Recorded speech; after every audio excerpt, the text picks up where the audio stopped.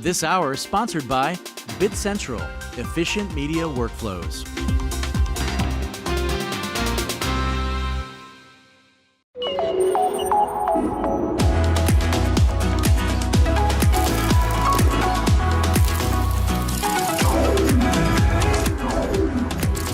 This is NAB Show Live. Is that Bill? Good morning. You're watching NAB Show Live, brought to you by Broadcast Beat. I'm Linda Rosner, and I am here with two really exciting people here from Canon USA. Tim Smith, and his title is, the drum roll, Senior Advisor, Film and Television Production, and Michael Bravin, who is with Canon Burbank, and he's director of Canon Burbank, also a fellow of Canon. So, first of all, how has the show been for you folks? Packed, busy, just crazy. It's a fun year. That's great, that's great. I'm gonna back up just a second here. Tim, why don't you talk to me about what you do at Canon, and then Michael, we're gonna go to you, and then we're gonna talk about that lens sitting on the chair there. My title is Senior Advisor, Film and Television Production. My function is to do whatever they tell me to do when they tell me to do it. It's a little of everything. I think I'm sort of the liaison between Canon and the film and television production community. And it's a cool job. I'll go ride shotgun on high-profile productions. I just want to make sure if you're shooting on Canon, you're getting a good first impression. That's fabulous. And Michael? Well, I'm in charge of all of the activities that go on at Canon Burbank, and it's a training facility. It's also a creative space for filmmakers to come. We have a theater, we have an edit suite, we have a prep bay, so it's a place for filmmakers to come and get an opportunity to use our equipment and find out about our equipment. And it's fairly new, is it not? Yeah, we've been open for about a year and a half. That's great. Just curious, how large is your theater? We have two theaters. We have a 4K DI suite that can seat 15 people. And we do a lot of small screenings in there. And then in our large lecture space, we can handle an audience of about 50. And both theaters have 4K projection system. That's fantastic. So, I'd like to know what's new with Canon. What is Canon showing at NAB? Yes. That is a mighty nice looking lens. And we make 7 of these as well. So this is a series of prime lenses. And it's the first time we've done this. Instead of giving it a model number, we've given it a name. So I'm going to start with the name. And the name is the word sumire. And sumire is the Japanese word for a flower. Oh, really? It is. And the concept behind the naming was, as this lens opens its aperture up, like a flower as it opens up, the image gets more beautiful. Oh, wow. And that's S-U-M-I-R-E. Correct. Sumire. Sumire. Yep, Very perfect. good. Great. Perfect. You're a native speaker. Oh, yes. So, tell me about it. So we've shown it at the show here for the first time. It's unique in terms of it being a lens with character and nuance, where Canon is more known for making beautifully engineered perfection. And in this case, we're engineering in character and nuance. As you open up the aperture, things like the bokeh, the background, start to change and do really interesting things. It goes from a very round aperture to more of a cat's eye shape. The flares start to come in. All of the things that engineers work very hard to engineer out of lenses, we engineered into this lens to give it character. Big departure for us. Why is character so important? And describe a little bit of what character is. Yes. Yeah, this is sort of like trying to explain the difference between a Chardonnay and a Pinot. It's subjective. Over the last 8 years, resolution has become the thing at NAB. You know, it's 2K, it's 4K, it's 6K, it's 8K. It'll go on to whatever K is next year. But along with that resolution comes sort of sterility, perfection in the sensors. You know, would not necessarily be for this show, but if I'm doing a narrative, a police story, a love story, I need something besides just perfection in the image. You need some character. And cinematographers are trying to find a way to take that image and put their stamp on it organically, as opposed to just doing something in post, which doesn't happen the same way. And they've been using, the demand for old vintage glass is enormous. They're looking for lenses from 30 years ago to kind of combat this super realistic resolution of today's cameras and put more art back into the image. And that's what this was designed to do, is give a more organic, artful look to the picture. We get a lot of feedback from cinematographers that diffusing the image, softening the image without taking the sharpness down in terms of focus, but making the image more film look like and making it smoother. So they want the images to be in focus, but they don't want the images to have a harsh, crisp digital look. I see. And I take it that, how many DPs do you speak with? What does Canon do before they even start to develop something in this genre? I had a working prototype of this in August, I think.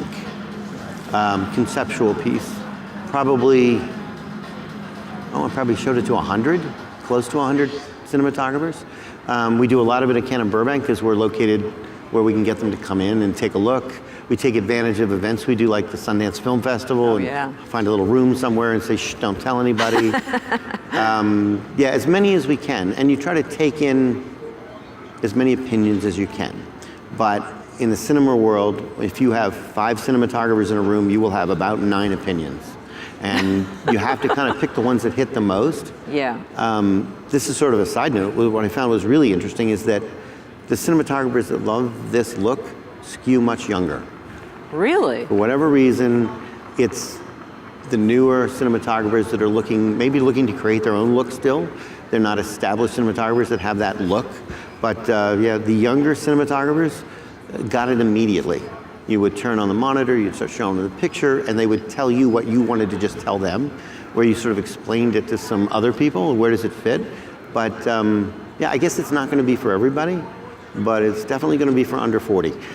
Interesting. Well, that's great, because there's people that are already established in the industry, but those that aren't, that under 40, they're coming up.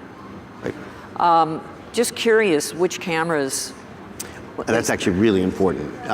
Obviously, it fits on Canon cameras. Yes, no, I got that. But it's a full frame lens, meaning it covers the large sensors. So Aries here with a large sensor camera, big Rage here, should fit perfectly. The red Monstros, it'll cover just about everything. And I'm doing that as sort of a disclaimer because I haven't put it on everything.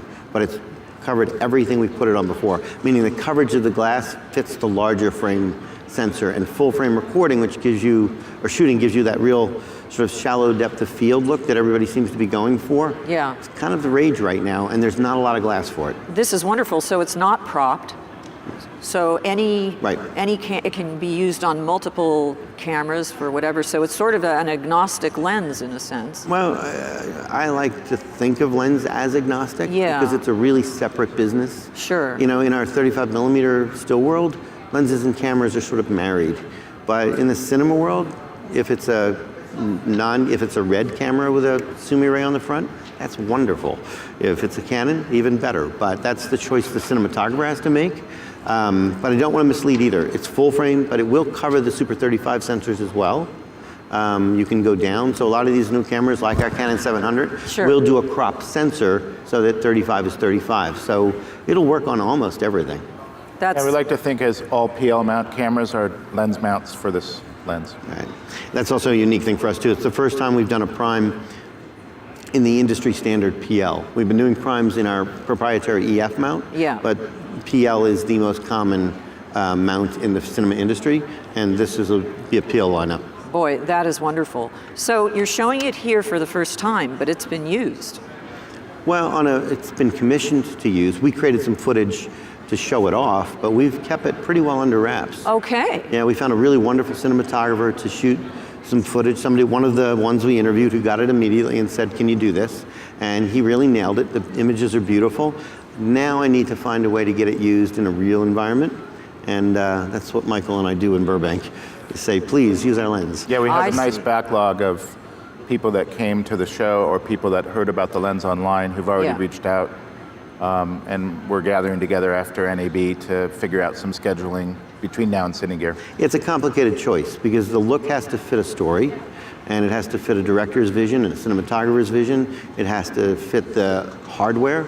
So which camera am I putting it on, and what will the final look be? So, lenses have been around I mean, specific lenses people have used 100 times, but every time they use them, they test again.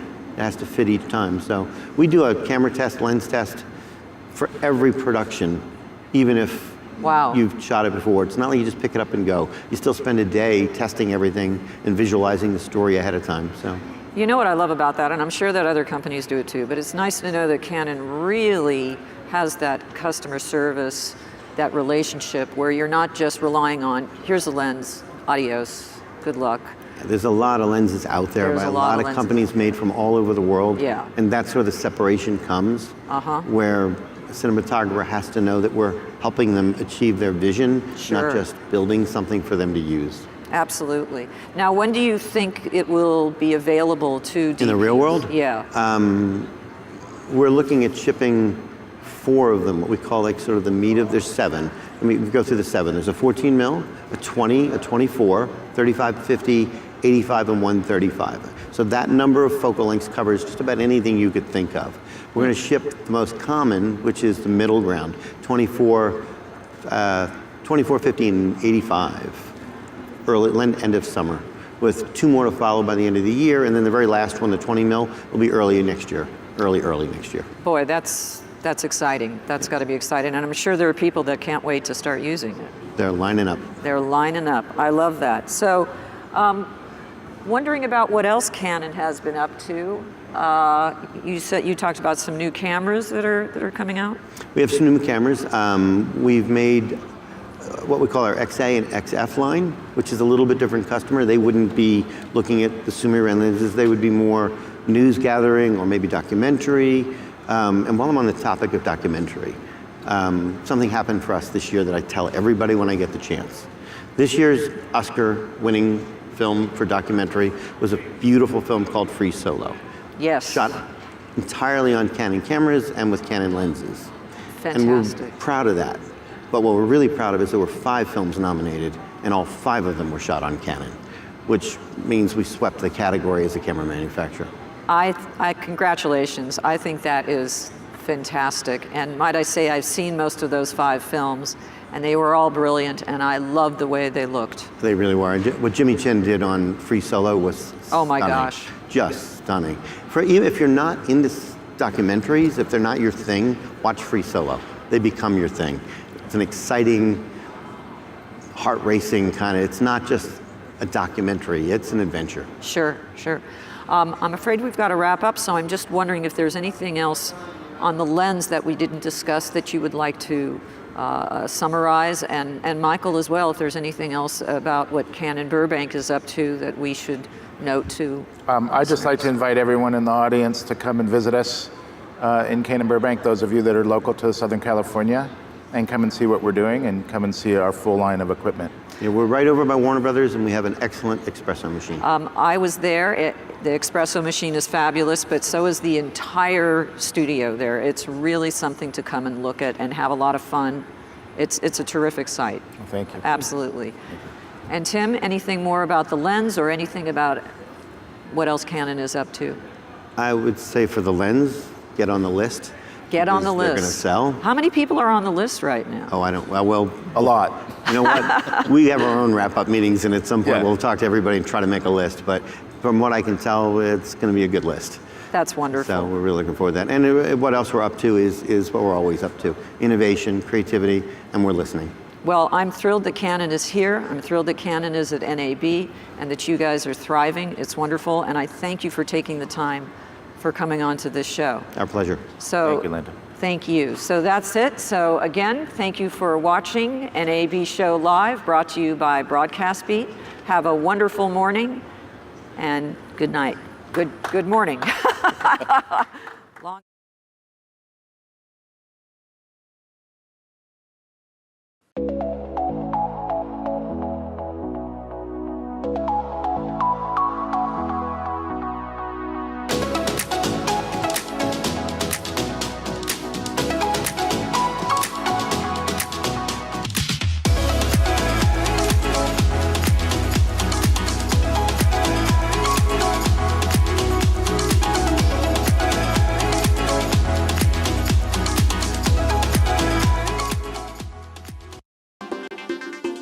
This hour is sponsored by Bit Central, efficient media workflows.